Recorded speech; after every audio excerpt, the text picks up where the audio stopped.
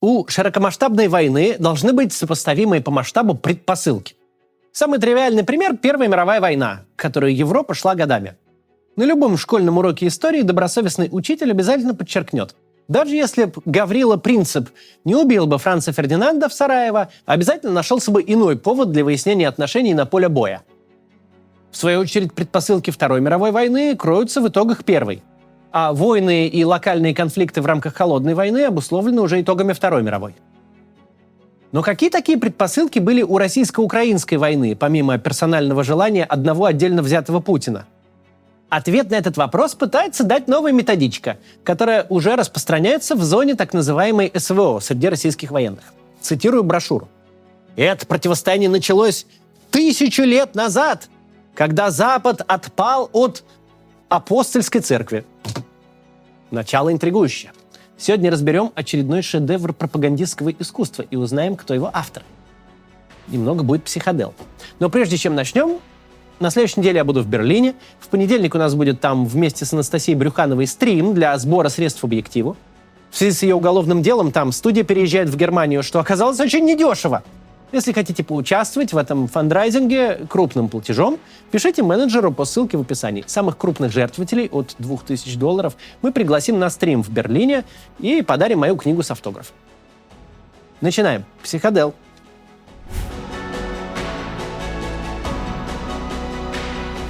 Новая методичка называется «Боевой листок бойца СВО». Она существует сразу в двух вариантах. Цветная печатная брошюра и видеоролик. Текст методички и там почти совпадает. В видеоверсии боевого листка его зачитывает бывший генеральный директор телеканала «Спас» Борис Костенко. Почему мы воюем? Россия – это сердце нашего земного мира. Уничтожит Россию, погибнет весь мир. Так называемый коллективный Запад, направляемый сатанистами, воюет с нами уже без малого 1000 лет, начиная с Александра Невского. И раз в 100 лет они выбирают нацию, которую не жалко, накачивают ее ресурсами всей Европы и отправляют на войну с нами. Авторами этого видеоэссе выступил некий Преображенский клуб и сотрудники Московской школы здравого смысла имени Алексея Назаревского. Сделаем небольшое отступление и посмотрим, какой такой здравый смысл преподают в этой славной школе. Вот материалы школы. Сенсация. Русский духовный код 189. Чувствовать Донбасс – это больно. И вот самое интересное. Опыт общения с Всевышним. Ибрагимов Александр Гарунович. Ибрагимов, кстати, это не священнослужитель, не теолог и даже еще не умерший. Он действующий ректор школы здравого смысла и специалист информационной работы стратегической разведки. Но вернемся к основной теме ролика. Итак, о чем все-таки рассказывает бойцам СВО новая методичка? За что мы воюем? Сегодня в войне с бандеровским фашизмом рождается светлый новый мир, который мы обязательно построим, как бы ни старались наши враги. За что мы должны умирать? Не мы, а вы. Так за что же должны умирать участники СВО? Ответ таков. А вы не умираете. Ваши души бессмертны. Очевидно, люди, имеющие опыт общения не только со Всевышним, но и с невидимым сотрудником Степаном Прозрачным, знают, о чем говорят. Здравствуйте! Вы на канале ЧО ТВ, в студии ведущий Андрей Щербаков. И сегодня у нас в гостях невидимый сотрудник специальных служб Степан Прозрачный. Здравствуйте, Степан. Здравствуйте, Андрей.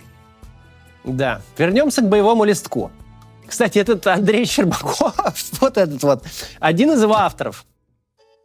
Так вот, следующий разворот боевого листка ставит перед читателем провокационный вопрос. Нужно ли доверять верховному руководству страны? Причем слева почему-то портрет не Путина, а генералиссимуса Сталина. Так нужно ли доверять руководству? Да, так и написано. Да, нужно. Но даются некоторые дополнительные комментарии. Значит, сегодня у нас с верховным руководством страны одна цель – победить в этой войне и завоевать подлинный суверенитет. И здесь мы должны действовать сообща, поскольку наш народ осознал свою историческую миссию открыть для человечества дорогу в новый прекрасный мир. Читаем дальше.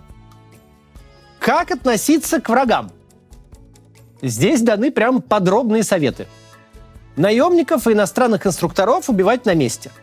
Бандеровцев по возможности тоже убивать на месте, а тех, кто сдался, судить за их преступления, и самая лучшая мера воздействия – смертная казнь. В общем, тоже убивать. Всех убить предлагается. Занятно, что в одном из разделов методички авторы с позиции морального превосходства спрашивают при этом: откуда в бандеровцах столько жестокости? Ответ-то, кстати, там такой. Жестокость – это маскировка страха. Ладно, что там еще пишут? Вроде, может быть, не только всех предлагают убивать. Мобилизованные, но не желающие воевать... мобилизованных, но не желающих воевать надо направлять на восстановление разрушенного бандеровцами Донбасса и других регионов бывшей Украины. То же самое надо делать с бывшими русскими, если за ними нет военных преступлений. Наверняка вы тоже подумали, что это за формулировка такая «бывшие русские». Что ж, методичка на то и методичка, чтобы дать необходимые пояснения. С кем мы сталкиваемся на поле боя? Бывшие русские – самый опасный противник. Это русские, которые по тем или иным причинам возомнили себя потомками Бандеры. И эти сражаются за украинскую идею осознанно, встав на сторону врага. Среди них наиболее умелые и обученные бойцы, готовые отдать жизнь за свое так называемое украинство. Они бьются до конца и в плен сдаются крайне редко. Славяне – воины стойкие. Правда, согласно боевому листку, получается, что славяне и мобилизованные – это разные группы народов. Потому что славяне – воины стойкие, а мобилизованные слабо обучены, плохо подготовлены и воюют только из страха сесть в тюрьму или быть расстрелянными. Они больше всего гибнут в бою, а при первой возможности сдаются в плен. И это далеко не единственное противоречие. Сейчас еще поразбираемся. Сначала небольшая реклама. Посмотрите, пожалуйста. Вакансий для IT-специалистов в России становится все больше. В январе этого года их количество выросло на 63% по сравнению с январем прошлого. Так что если вы думаете податься в IT-сферу, это ваш шанс. Самый популярный язык программирования сейчас Python. На нем написаны Reddit и в значительной степени YouTube. Python применяется в Dropbox, используется Google, а Pixar создает с его помощью свои анимационные фильмы. При этом стартовая зарплата Python-разработчика начинается от 80 тысяч в месяц, а дальше будет лишь расти вместе с опытом. Освоить эту профессию с нуля можно всего за 10 месяцев. Нужный курс вы найдете на сервисе по подбору онлайн-курсов Курсберг. Называется он Python-разработчик. Программа составлена с учетом требований работодателей к начинающим программистам. Обучение будет проходить онлайн. Можно учиться в любое время из любой точки мира, совмещая с текущей работой. По окончании курса у вас будет диплом государственного образца и 7 работ в вашем портфолио на GitHub. Вы не будете предоставлены лишь сами себе. Личный наставник и куратор помогут не потерять мотивацию и доведут до результата, а карьерный центр поможет оформить резюме и подготовит вас к собеседованию. Трудоустройство гарантировано договором. Если не найдете работу в течение 4 месяцев после окончания курса, вам вернут деньги. А если вам не понравится уже сам курс, в этом случае вы можете вернуть деньги в течение 14 дней с момента старта. Разумеется, за вычетом стоимости уже пройденных уроков. Ссылка на курс Python-разработчик в описании. Переходите по ней, чтобы узнать про курс больше. Ну или воспользуйтесь вот этим QR-кодом. По промокоду CATS скидка на курс в 50%. Итак, начнем с самого забавного противоречия. Как вы помните, руководству страны надо доверять. Или нет?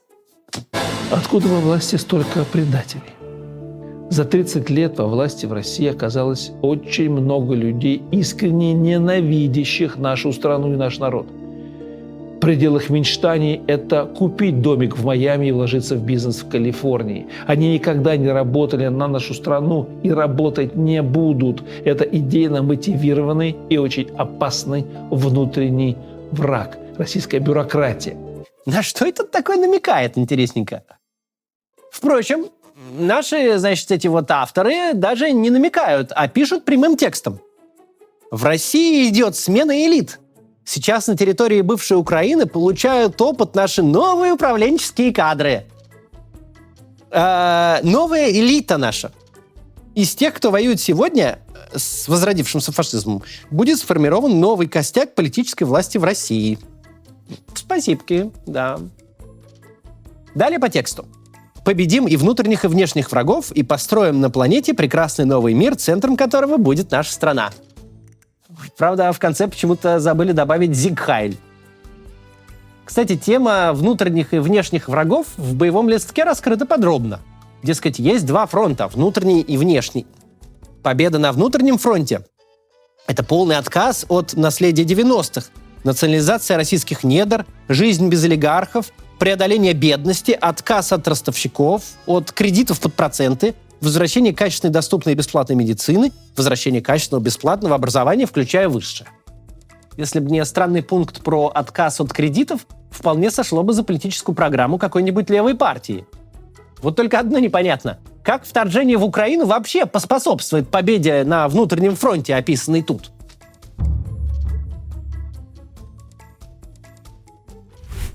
Вы могли задаться логичным вопросом на этом этапе. Зачем вообще разбирать этот бред сумасшедших? Кто угодно может собраться, устроить спиритический сеанс со Степаном Прозрачным, а затем объявить себя школой здравого смысла, назвать ее в честь некого Александра Назаревского, учредителя Академии небополитики, а потом можно совместить свои усилия с каким-нибудь Преображенским клубом, чокнуться рюмками и умом и заказать в ближайшей типографии печать какой угодно брошюры. Однако, во-первых, мы уже говорили, эта брошюра действительно встречается в зоне боевых действий. Во-вторых, школа здравого смысла – это вовсе не безобидное сборище любителей паранормальных явлений. Работники школы занимают высокие посты в общественных советах при органах власти, а также в структурах российской науки и образования. Некоторые из них – деканы факультетов всевозможных отечественных вузов. Один из сотрудников школы здравого смысла – генерал-майор в отставке Александр Иванович Владимиров. Он занимает важную должность в государственной системе кадетского образования и сразу в нескольких общественных организациях кадетов, суворовцев и нахимовцев. В его ведении около 200 учебных заведений кадетского типа и более 7 тысяч кадетских классов в общеобразовательных школах. В них одновременно учатся почти 200 тысяч детей. Цифры мы взяли не с потолка, а из доклада самого генерала Владимирова о совершенствовании системы кадетского образования в России на современном этапе. Подумайте об этом, если вдруг соберетесь отдать ребенка в кадетский класс. Кроме того, Александр Владимиров – современный российский военный теоретик, вполне известный в профессиональной среде. Ознакомимся с некоторыми цитатами из монографии генерала Владимирова «Основы общей теории войны». Избранные цитаты представлены на сайте Школы здравого смысла под заголовком «Скрижали». Итак, национальная стратегия России преследует 3 цели. Одна из них – обеспечение достижения успеха и исторической вечности России как великой державы, отдельной цивилизации и суперэтноса. Можно было бы и тут про Зиг Хайль подумать. Историческая миссия России состоит из 5 компонентов. Прежде чем начать их перечислять, рекомендую очень приготовиться хорошо, а может даже и шапочку из фольги надеть. В общем, уберите особенно впечатлительных от экранов и так далее. Итак, историческая миссия России. Буду читать с интонацией воображаемого генерала. Попробую, я же не генерал, и, в общем-то, не из этой среды, ну ладно. Подвигом внутреннего совершенствования нации, млядь, мощью своей культуры и примером нравственного служения людям стать центром духовного притяжения человечества. Дать новый смысл бытию человечества и положить начало гармонии его существованию. Млять. Дать человечеству мир и предложить новую этику существования держав и цивилизации человечества. О, замахнулся. Совокупной мощью государства и благосостояния нации, млять, гармонизировать отношения Востока и Запада, млять, и не допускать войны за однополярное, млять, доминирование. собственным примером уважительного отношения к ценностям разных цивилизаций и народов создать новую геополитическую архитектуру мира, как мира равноуважаемых миров, с созидательным мирным трудом, совершенствующих бытие человечества и обеспечивающих его вечность, Вот. Черт. Так.